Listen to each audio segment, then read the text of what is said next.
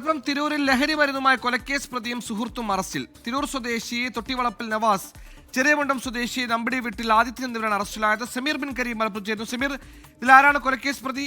എന്തായിരുന്നു ആ കൊലക്കേസ്? എത്ര ലഹരിയാണ് അവരിൽ നിന്ന് പിടിച്ചെടുത്തത്? വിവരങ്ങൾ.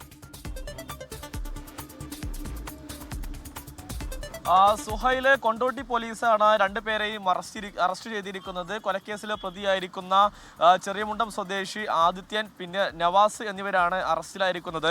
പ്രതികളിൽ നിന്നും 10 gram MDMA, cocaine, LSD stamp എന്നിവ പോലീസ് കണ്ടെത്തിയിരിക്കുകയാണ്. മാത്രമല്ല, ലഹരി കച്ചവടത്തിന് വേണ്ടി ഉപയോഗിച്ച ഒരു കാറ് പോലീസ് കസ്റ്റഡിയിൽ എടുത്തിട്ടുണ്ട്.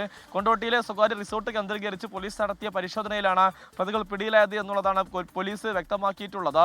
ഈ ആദിത്യൻ തൻ്റെ സുഹൃത്തിൻ്റെ ഭാര്യയെ കൊലപ്പെടുത്തിയ കേസിലെ പ്രതിയാണ് എന്നാണ് പോലീസ് പറയുന്നത്. മാത്രമല്ല, നവാസ് ആണെങ്കിൽ നേരത്തെ കഞ്ചാവ് കച്ചവടവുമായി ബന്ധപ്പെട്ട് അറസ്റ്റിലാകുകയും ചെയ്തിട്ടുണ്ട് എന്നുള്ളതാണ് പോലീസ് മനസ്സിലാക്കുന്നത്. ലഹരി ഇടപാടിലെ മുഖ്യ കണ്ണികളാണ്, പ്രധാനപ്പെട്ട കണ്ണികളാണ് പ്രതികളെന്ന് പോലീസ് മനസ്സിലാക്കിയിട്ടുണ്ട്. മാത്രമല്ല, ഇവരെ ചോദ്യം ചെയ്തതോടുകൂടി കൂടുതൽ കണ്ണികളെ കുറിച്ച് പോലീസിന് വിവരവും ലഭ്യമായിട്ടുണ്ട്. സുഹൈൽ.